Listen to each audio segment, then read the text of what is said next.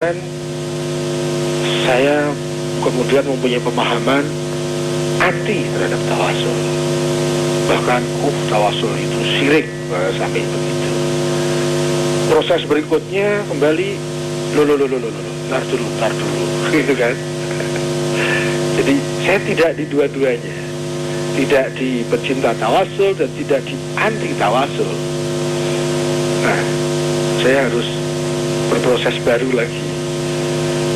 Nah, prosesnya lagi kemudian saya masuk lagi. Wah, ternyata tawasul itu tentu dengan pemahaman yang sudah berbeda. Wow, menjadi saya masuk lagi ke komunitas itu pemahaman. Jadi sikap saya juga dipengaruhi dengan prinsip tawasul itu, dan saya melakukan sesuatu selalu terkait dengan tawasul. Kemudian pada proses berikutnya harus merevisi lagi. Ya begitulah namanya berproses. Nah, sekarang apa yang saya pahami tentang tawasul? Begini, tawasul pada dasarnya yang saya pahami esensinya adalah adanya prinsip perantaraan. Yang sering dibahas adalah bahwa Allah itu maha dekat dengan diri kita, tidak perlu perantaraan. Kalau mau berdoa kepada Allah, udah langsung aja berdoa kepada Allah. Kalau perantaraan berarti kita mensyirikkan Allah dengan yang kita jadikan perantara itu. Ya, itu ilmu yang paling awal saya pahami tentang tawasul seperti itu. Tetapi pada saat saya membahas perjalanan, proses dan seterusnya, tidak hanya itu, tawasul itu jauh lebih penting, jauh lebih luas pemahamannya. Tawasul adalah prinsip perantaraan. Dan sepanjang kemudian saya belajar, berenung, paling tidak inilah sekarang ini ilmu tawasul saya yang terakhir sementara ini. Mungkin akan ada lagi, tidak tahu nanti. Tidak ada satu perkara pun, tidak ada satu kegiatan pun yang tidak terlepas dari prinsip perantaraan. Masalah yang besar ataupun masalah yang kecil, termasuk masalahnya bagaimana hubungan kita kepada Allah, kepada Tuhan, dan bagaimana hubungan kita kepada sesama manusia, dan hubungan kita kepada makhluk lain, dan hubungan kita kepada lingkungan kita. Semuanya terkait dengan prinsip tawasul ini, yaitu prinsip adanya keperantaraan. Dari sebab kepada akibat, di sana selalu ada proses, dan proses itu selalu ada perantaraan. Dari 1 kepada 3 harus melalui 2. 1 menjadi 2 melalui 1,5. 1 ke 1,5 melalui 1,01. Untuk 1 menjadi 1,01 perlu melalui 1,001 dan seterusnya. Nah, meskipun nanti di dalam pembahasan tentang sebab musabab itu ada salah satu sebab perantara yang misterius, yang itu masih pada menjadi polemik para profesor ahli fikih dan para filosof itu ya, yang nanti disebut sebagai wujud perantara. Yang satu ini masih misteri, ada istilahnya, saya agak lupa apa nama teknisnya. Wujud rotib, wujudun rotibun. Apa ya istilah dalam filosofinya? Misalnya begini, saya mau makan, setelah makan kenyang. Ternyata tidak semudah itu dari makan kenyang. Tidak, butuh proses. Dalam proses itu ada perantaraan agar nasi itu bisa diolah oleh lambung insinyur yang ada di dalam lambung saya. Itu prosesnya harus ditelan oleh mulut. Di situ berfungsi sebagai perantara dalam hal itu. Untuk bisa sampai ditelan oleh mulut, perlu perantaraan yang lain, yaitu dikunyah. Untuk terjadinya dikunyah, perlu perantaraan lain, yaitu dimasukkan nasi itu ke dalam mulut. Berarti perlu ada mulut itu dibuka. Itu merupakan salah satu perantaraan terjadinya kenyang. Nah, untuk agar nasi itu masuk ke mulut, perlu ada yang mengantarkan nasi itu masuk ke mulut, dan seterusnya. Itu adalah merupakan proses-proses yang di situ ada prinsip-prinsip rantai perantaraan. Yaitu, itu kan masalah fisik. Yang ditanyakan bukan hal-hal yang fisik itu kok. Kita masuk kepada yang lebih serius.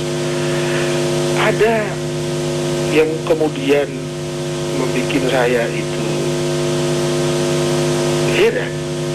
Saya belajar dari dulu, kok baru sekarang ya, bahwa ada ternyata pada saat saya mempelajari tafsir itu ada ayat yang terkait khusus dengan masalah tawasul ini.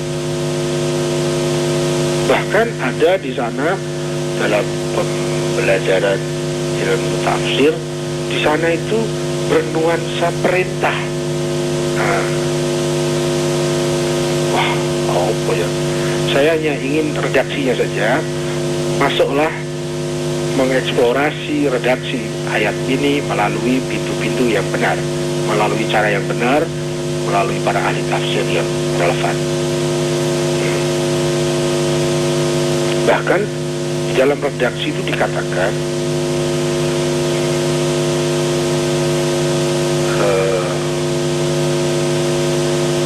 wabtaghi ilaihil wasilah. Kita disuruh mencari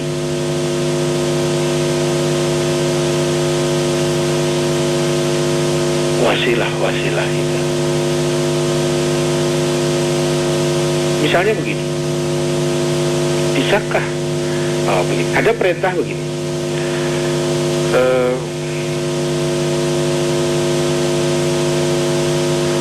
atiullah wa atiur rasul. Kalau di dalam redaksi hadis itu jauh lebih jelas. Barang siapa yang ingin mentaati Allah, taatilah aku. Itu kata Rasul. Jadi kalau mau mentaati Allah, langsung mau mentaati Allah. Wah. Caranya gimana untuk mentaati Allah? Taatilah utusannya. Jadi mentaati Allah dengan cara mentaati utusannya. Itu prinsip wasilah. Itu prinsip perantaraan.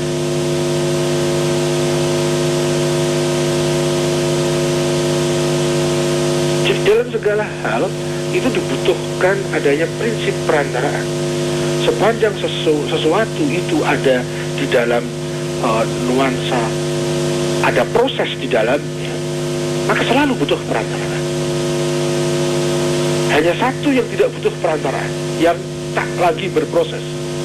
Dan yang tak lagi berproses itu hanya satu, yaitu kesempurnaan. Dan kesempurnaan itu hanya satu. Satu-satunya. Yang lain adalah sempurna menurut prosesnya masing-masing. Jadi proses dalam kesempurnaan, bukan proses dalam pencapaian. Semua yang merupakan akibat, yang dia selalu butuh sebab, selalu butuh perantara, itu tentu dia adalah yang masih berproses menuju yang semakin sempurna.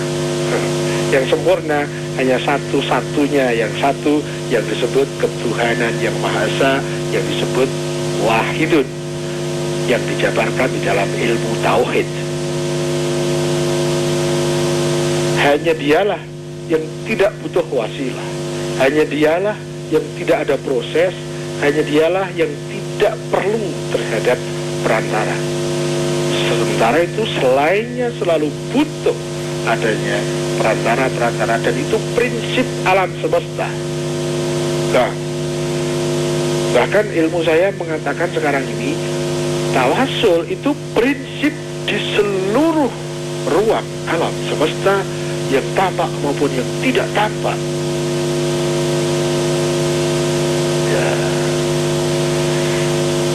Nah, yang menjadi permasalahan pada diri saya waktu itu adalah, yang satu itu tawasul, itu dominasinya ada pada orang soleh, itu yang membuat problem bagi saya.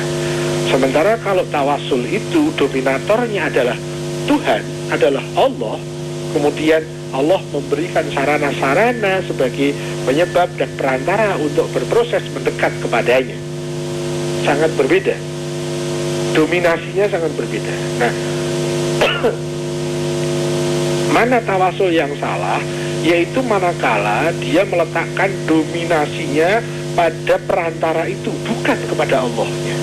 Misalnya, budrek itu adalah obat sakit kepala. Dominasi penyembuhnya pada budrek, bukan pada Allah. Itu tawasul yang salah. Tetapi budrek penyembuh sakit kepala, ya. Tapi dominasi yang memberikan kekuatan unsur-unsur yang menghendaki adanya unsur-unsur tertentu dalam budrek, itu adalah kehendak dari Allah di dalam sistem kehendaknya. Itu secara fisik. Jadi tawasul itu tidak hanya hal-hal yang sifatnya non-fisik. Semua kegiatan kita setiap detik itu terkait dengan prinsip ini. Ya ayyuhalladzina amanu wabtaghu ilaihil wasilah. Itu redaksinya begitu. Dan saya waktu belajar tentang tafsir itu, saya sebetulnya pernah dengar ayat ini lama dari dulu. Tapi saya baru setelah mendapatkan sebuah tafsir-tafsir yang yang tertentu kayaknya. Baru Nah, ya begitulah. Orang untuk menjadi saja butuh proses, ya. Butuh proses. Dan kadang-kadang satu itu tertentu kan. Ya tergantung mutunya. Semakin mutunya tinggi untuk mencapai ke itu kadang prosesnya banyak. Ya begitulah. Itulah pentingnya proses. Semoga kita semakin mampu berproses. Itulah yang saya pahami terkait dengan masalah tawasul, karomah, soleh, dan yang dikaitkan dengan orang yang sudah tidak ada. Semua ada di dalam sistem hukum ilahi. Meskipun sistem hukum ilahi itu tidak sebagaimana sesempit yang kita pahami. Ya, ada satu hukum ilahi yang kelupaan, sering kita lupakan, apalagi pada perdebatan peristiwa-peristiwa akhir-akhir ini yang marak di media massa. Selalu yang dimasalahkan itu adalah sarananya, sistemnya. Agar kita tidak begitu, maka sistemnya perlu begini. Agar tidak terjadi korupsi, sistemnya begini. Agar tidak terjadi kebocoran, sistemnya begini. Iya sih, penting sarana itu. Tapi semua yang melakukan itu kan manusianya. Kenapa tidak ditembak manusianya? Selalu saja sistemnya. Betul, sistem itu sangat mempengaruhi. Tetapi inti masalahnya, yang melakukan, yang action itu kan orangnya. Beda dengan para nabi, para rasul. Selalu yang ditembak pertama adalah orangnya. Inti dari kemanusiaan seseorang itu ada pada nafas dan nuraninya. Itu yang pertama sekali diperbaiki. Kalau sekedar sistemnya, orang buruk itu mencari celah-celah bisa aja. Apalagi nanti yang bikin sistem juga belum tentu baik. Sistem dibikin dalam rangka penyiapan dia untuk mencari celah. Begitulah kira-kira. Ya, sekarang begitu marah dibahas sistem. Tapi nggak pernah dikaitkan dengan ketuhanan yang Maha Esa. bahwa manusia yang meninggalkan Tuhan, dia selalu akan didominasi oleh egoismenya. Kalau orang itu egois, mau di sistem apapun, ya dia bisa nyari lah celah-celahnya tuh. Kalau tidak di tempat yang terang, ya di tempat yang gelap tuh. Ya, kalau ada di tembok, ada tembok menghadap, ya kan dibor bisa, dan seterusnya. Tetapi kalau orang itu sudah didominasi dengan karakter kebangsaan yang berketuhanan, yang Maha Esa, dihadapi, dia ditawari juga, dia punya bargaining antara dirinya, egoismenya dengan Tuhannya. Tapi kalau bargaining Tuhan juga tidak pernah ada lagi dalam diri seseorang, tidak ditawarin juga nyari-nyari. Itu adalah salah satu sistem hukum dan seterusnya. Waduh aja. Bos. Iya, Bo. Monggo, mau dilanjut? Udah. Capek. Silakan, Bo. Atau mau kita break dulu, Bo, sebentar lagi? Iya, kita break dulu ya. Break dulu, Bo, ya. Oke, baiklah audience, kita break dulu kurang lebih 2 menit. Dan untuk Anda, saya masih buka line telepon ya di 398 35905. Ku menatap dalam gelap, tiada yang bisa kulihat selain hanya namamu, ya Allah. Besok ataukah nanti, ampuni semua salahku, lindungi aku dari segala fitnah. Kau tempatku meminta, kau beriku bahagia, jadikan aku selamanya hamba-Mu yang selalu bertakwa. Ampuni aku ya Allah, yang sering melupakan-Mu, saat Kau limpahkan karunia-Mu, dalam sunyi aku bersujud padamu.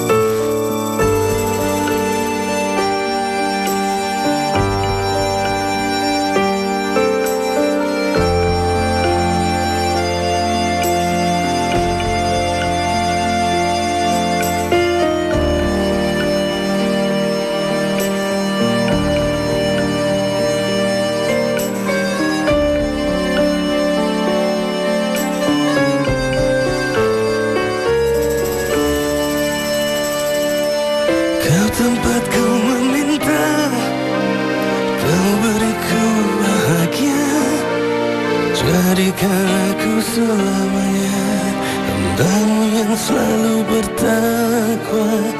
Ampuni aku ya Allah, yang sering melupakan-Mu, saat Kau limpahkan karunia-Mu, dalam sunyi aku bersujud. Kau tempatku meminta, Kau beriku bahagia, jadikan aku selamanya hamba-Mu yang selalu bertakwa. Ampuni aku ya Allah, yang sering melupakan-Mu, saat Kau limpahkan karunia-Mu, dalam sunyi aku bersujud padamu.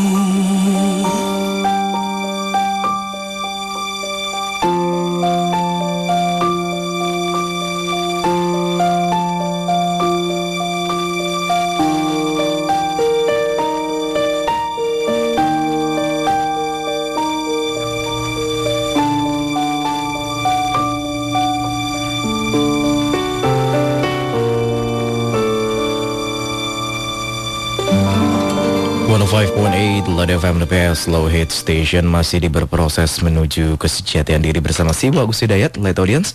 Anda masih bisa menggunakan line telepon kami di 398-35905. Kita sapa Siwa dulu setelah break. Halo. Halo Siwa. Halo. Suka ngagetin kalau habis break nih.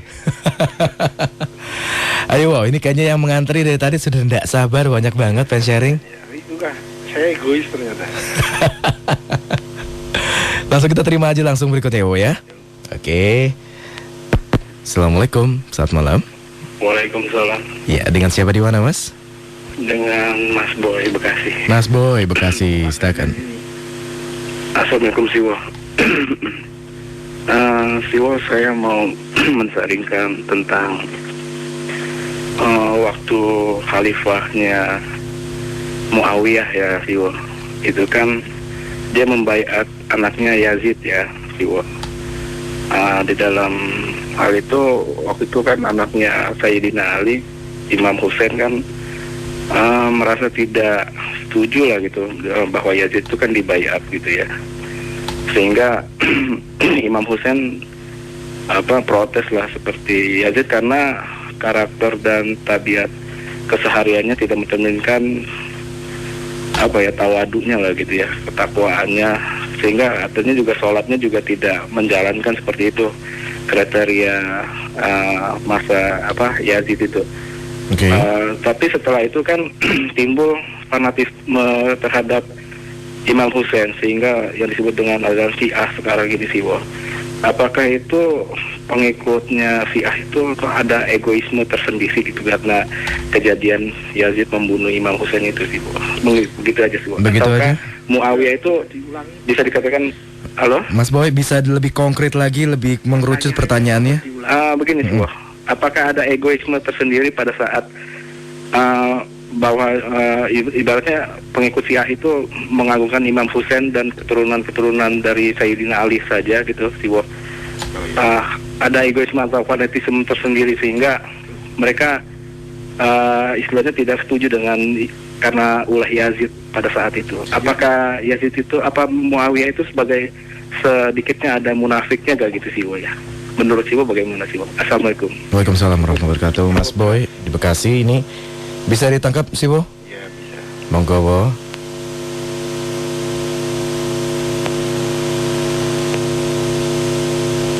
Ya. Ya, Terima Wo. kasih Mas Boy.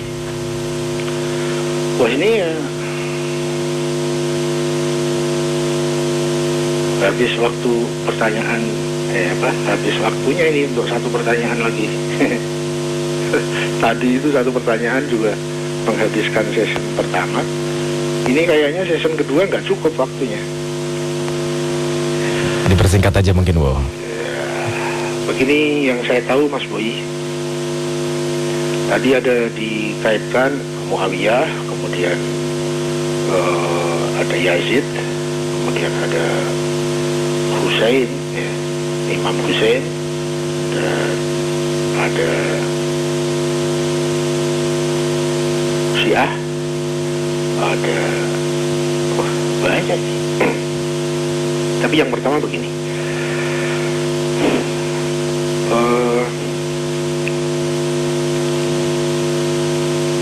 keterkaitan dengan pembaiatan Muawiyah terkait dengan pembaiatan Yazid bin Muawiyah menjadi khalifah pada waktu itu. Di dalam saya belajar sejarah, itu kaitannya tidak kepada Imam Hussein, tetapi kepada Imam Hasan. Jadi ya peruntutan sejarahnya begitu. Ya. Nah, kemudian nanti berlanjut juga ke Imam Hussein. Ya. Ya, kayaknya gitu deh. Terus itu tentang sejarah ya. Memang ada keterkaitannya nanti antara Yazid bin Muawiyah ini dengan Hussein bin Ali bin Abi Thalib.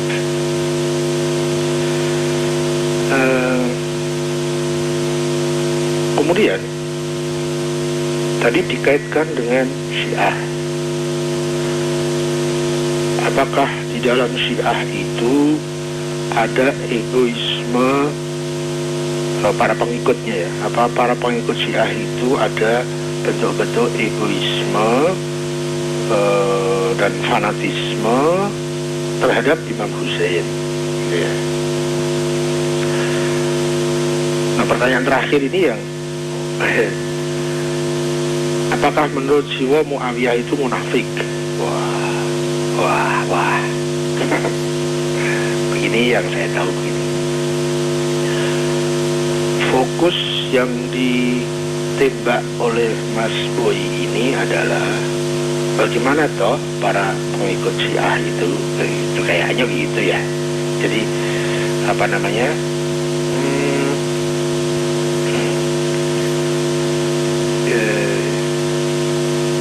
Apa ya disebut sebagai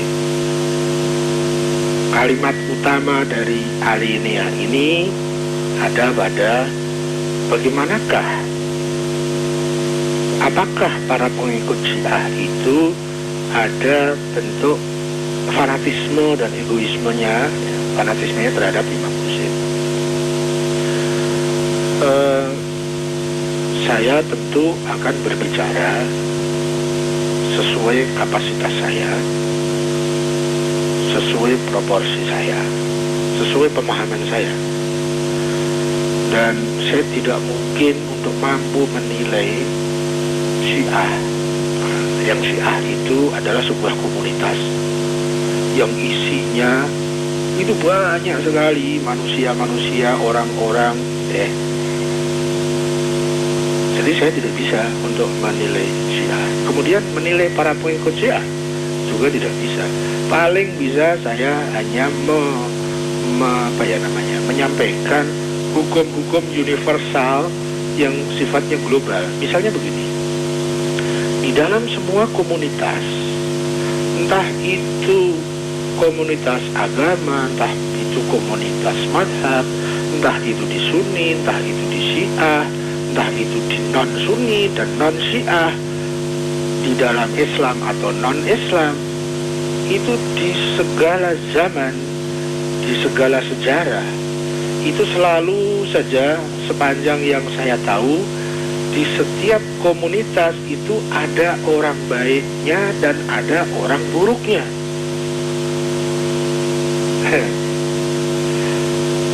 Ya, saya belum pernah mendapati dimanapun termasuk dalam sejarah ada sebuah komunitas yang semua pengikut yang ada di dalam komunitas itu pure seluruhnya baik saja atau pure seluruhnya buruk saja.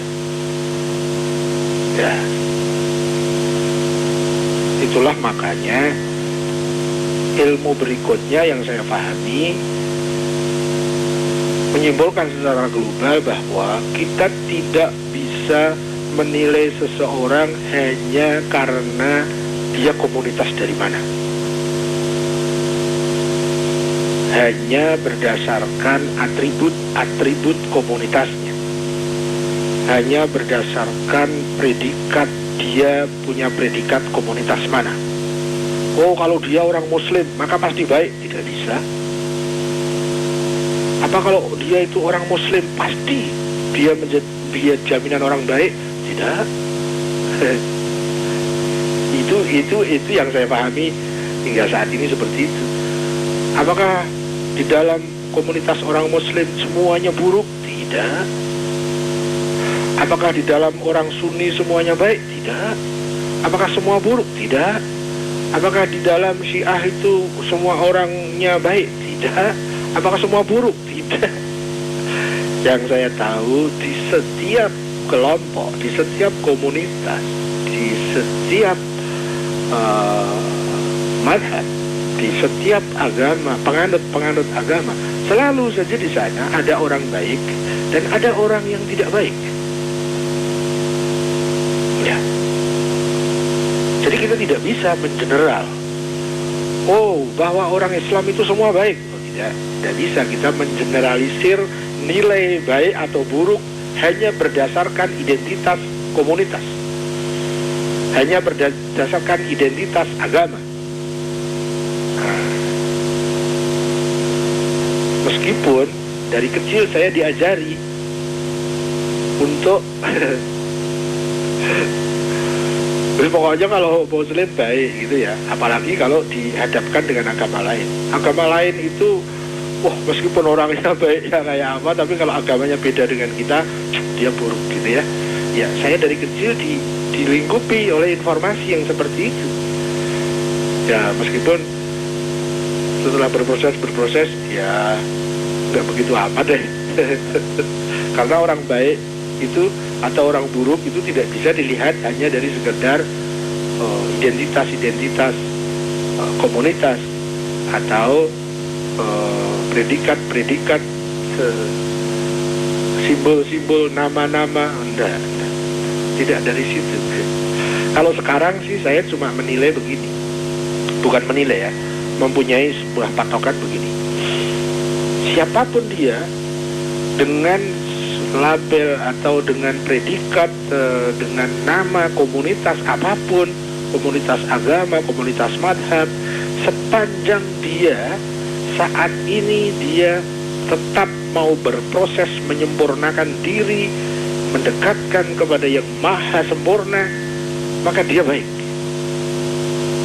Siapapun dia, apapun nama, apapun labelnya, apapun komunitasnya, pada saat dia masih punya semangat dan mempunyai action dalam kehidupannya, dia memproses dirinya dalam rangka mendekatkan dirinya kepada yang maha benar, maka dia baik. Ya, tinggal tunggu waktu saja, karena dia mau berproses. Entah dia sekarang itu adalah orang bodoh atau orang pandai, sekarang itu dia masih terjebak kepada kekumuhan spiritual, ataupun dia masih, atau malah bahkan dia sudah pada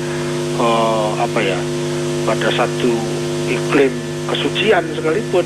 Tetapi kalau semangat proses itu hilang, dia merasa sudah sampai, merasa sudah cukup, dia tidak butuh lagi kepada proses pendekatan kepada Tuhan. Menurut saya ini sebuah kaidah untuk menilai diri atau menilai orang lain, kalau memang punya tugas menilai orang lain ya. Ya misalnya bagaimana seorang suami menilai istrinya, seorang bapak menilai istrinya, seorang orang tua menilai anak-anaknya. Ini bisa dipakai untuk kaidah. Masih ada proses penyempurnaan diri ke arah Tuhan apa tidak? Kalau masih ada, apapun adanya dia, apapun label, apapun predikat sosial komunitasnya dia baik. Tapi pada saat semangat berproses untuk perjalanan ke arah Tuhan, ke arah yang maha benar itu tidak ada. Oh, sehebat-hebat apapun dia, sesuci apapun predikatnya, sepanjang itu hanya sekedar predikat, tapi proses untuk selalu menyempurnakan dirinya ke arah Tuhan itu sudah berhenti, menurut saya dia buruk. Ya. Ekstrimnya begini, seandainya tapi itu pengandaian yang kayaknya nggak relevan. Pengandaian ini hanya untuk mengekstrimkan saja. Kalau ada utusan Tuhan, ya, nabi, rasul misalnya, atau ada malaikat yang dia itu tidak dalam proses semakin mendekatkan dirinya kepada Tuhan, ya dia gugur deh dari predikat dan makomnya. Ya, itu contoh ekstrim, gitu, ekstrim.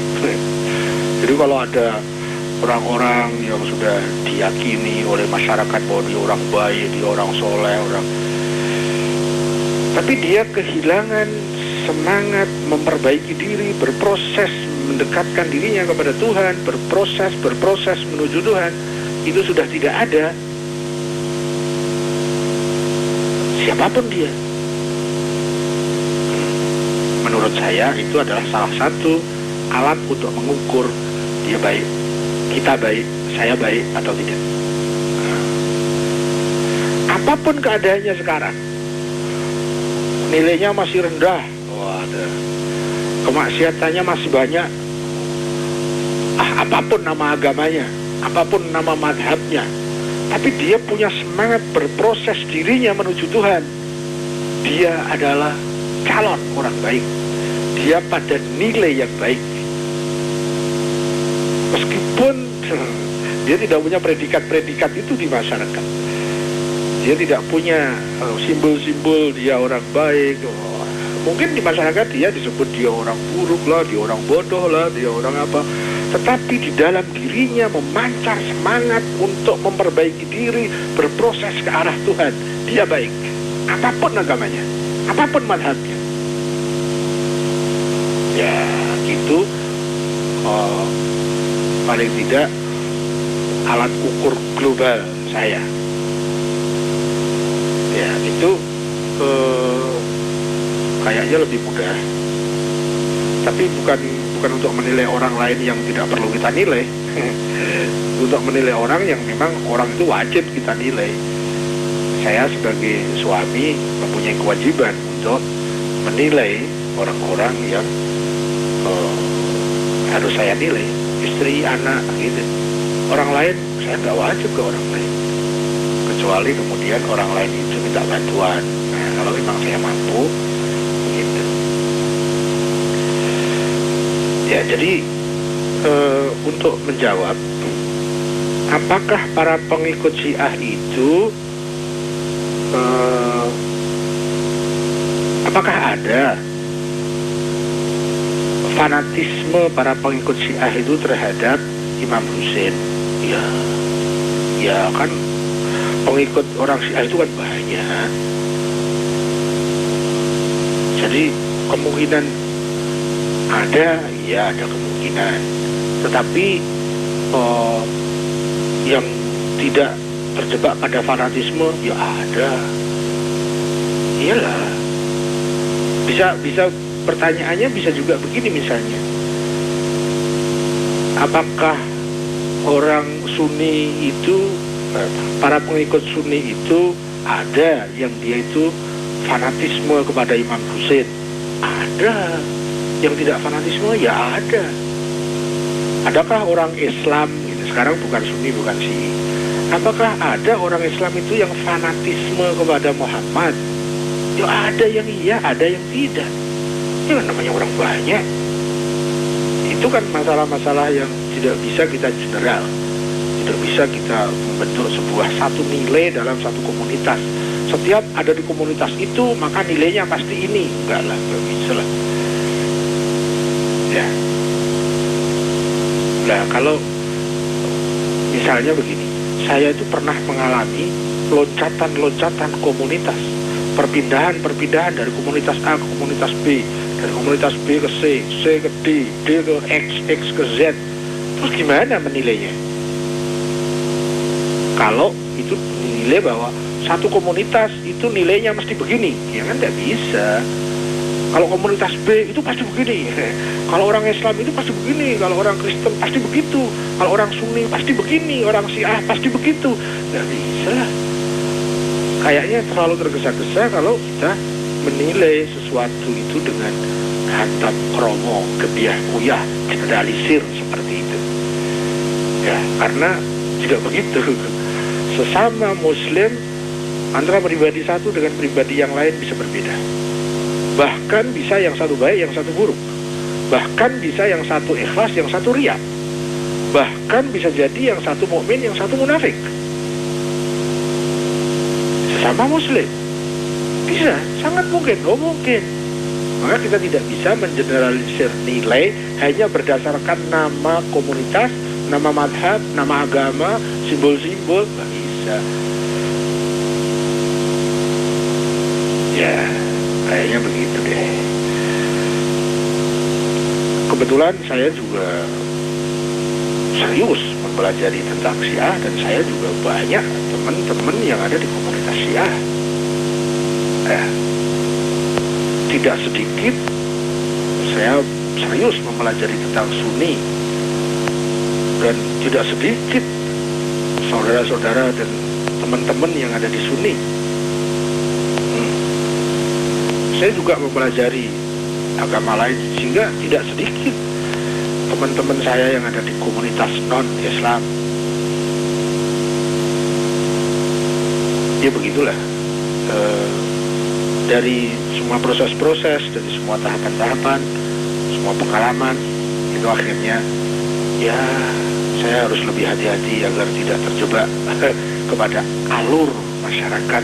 Yang kadang masyarakat itu mengajak kita sesuatu yang tidak jelas, tidak jelas.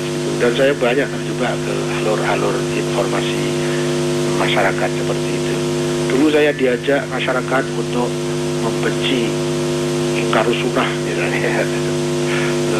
Setelah saya masuk ke komunitas Ingkarusunnah, ternyata aduh jauh panggang dari apinya.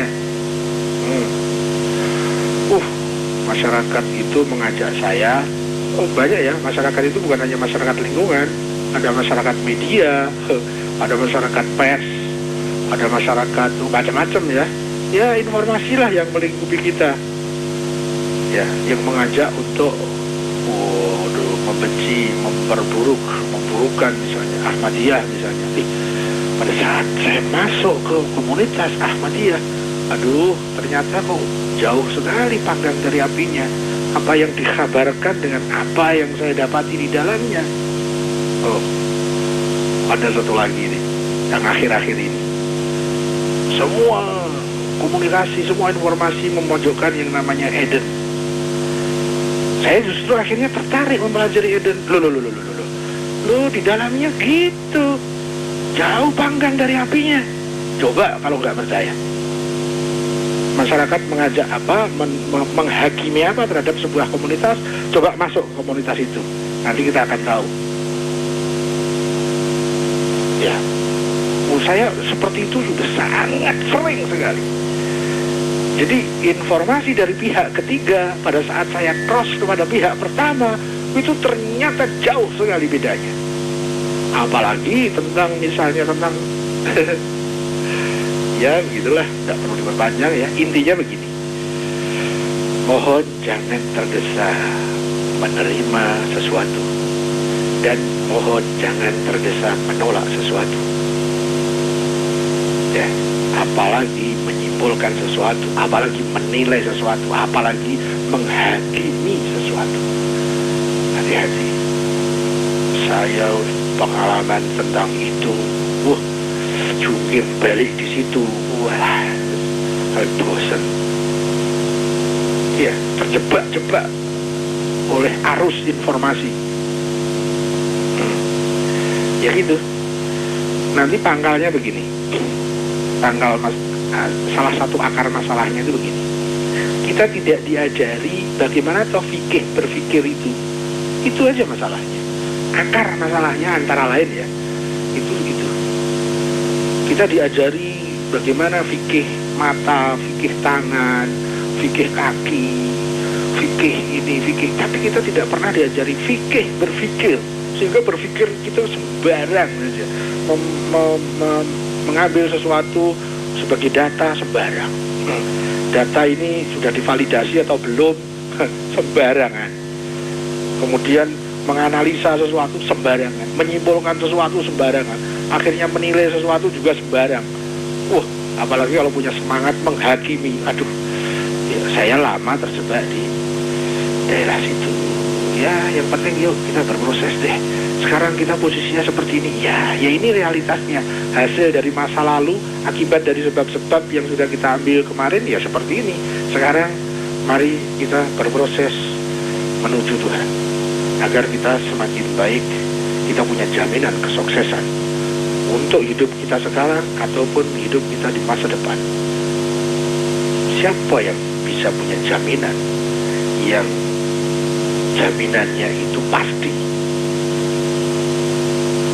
selain dari Tuhan, selain dari Allah? Kita mau mengandalkan jaminan siapa?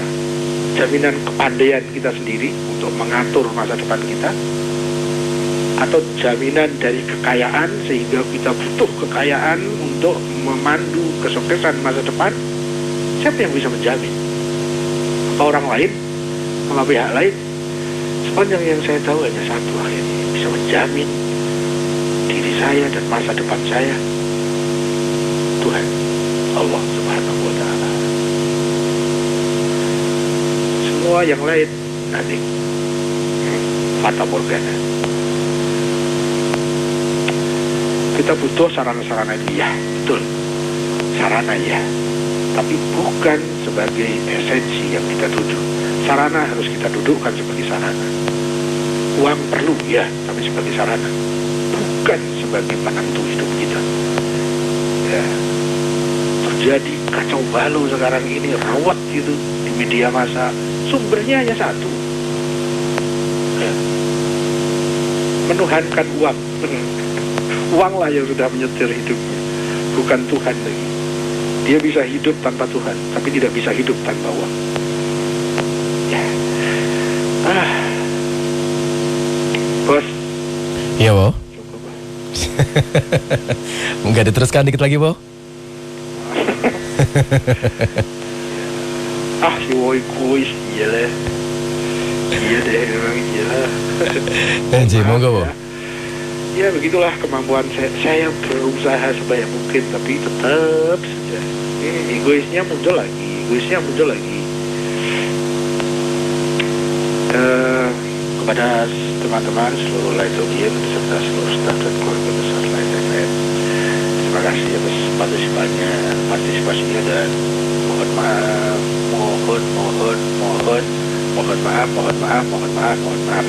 atas segala kekurangan, atas segala keterbatasan, ya apapun deh, mohon maaf atas apapun.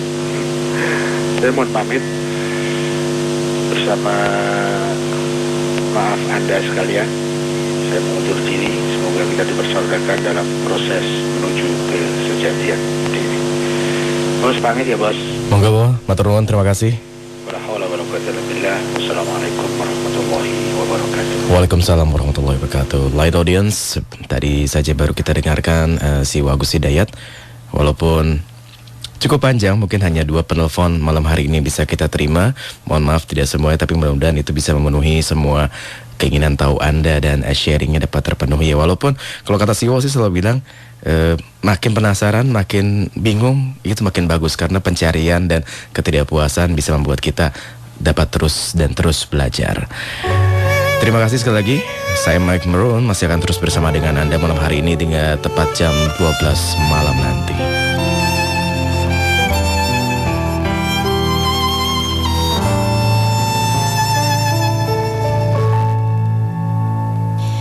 Ku beri